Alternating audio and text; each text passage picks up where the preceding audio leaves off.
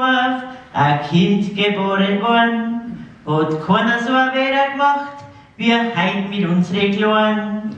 Hat keiner am Kalender geschaut, was geben wir denn für einen Namen, weil früher ja die Kinder so, wie die Eltern geheißen haben.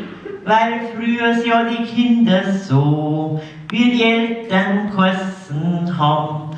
Die Sefferl und Rosalia, die Mirzel und Amalia, die Leni, Fini und die Zenz.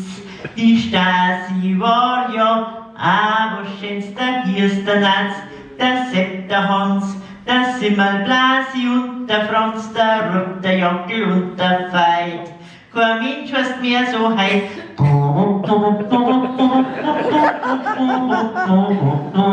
Gell, Schatz, wir haben uns Blasmusik eingebaut, ne?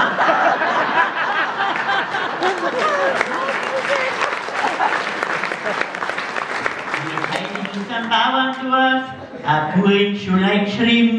Da kriegt der Lehrer Namensherren vom Fernsehen und vom Film, nach Fußballer und Schlagerstars, sogar vom Disneyland. Haben sie in der Ortschaft Waldhof jetzt die Stammhalter benannt. Haben sie in der Ortschaft Waldhof jetzt die Stammhalter benannt. Der Björn, der Kevin und der Sven, der Elvis, Udo und der Ken, der Elton und der Jean-Pierre, der Jimmy und der Oliver, der Brian und der Waterloo, der Goofy und der Winnetou und alle, was im Fernsehen läuft, werden heut die Kinder daft.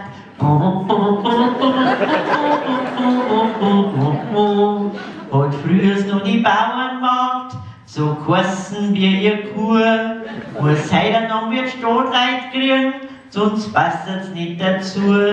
Und wieder mal der Großvater seine Enkel schreien, dann sagt er nur, du liebe Zeit, mir fällt der Name nicht ein. Dann sagt er nur, du liebe Zeit, mir fällt der Name nicht ein. Die Jennifer, die Geraldine, die Nina, Shirley und Jacqueline, Natascha, Melba und die Jane, die Hillary und die Madeleine, die Pamela, die Saskia, Celine und die Letizia.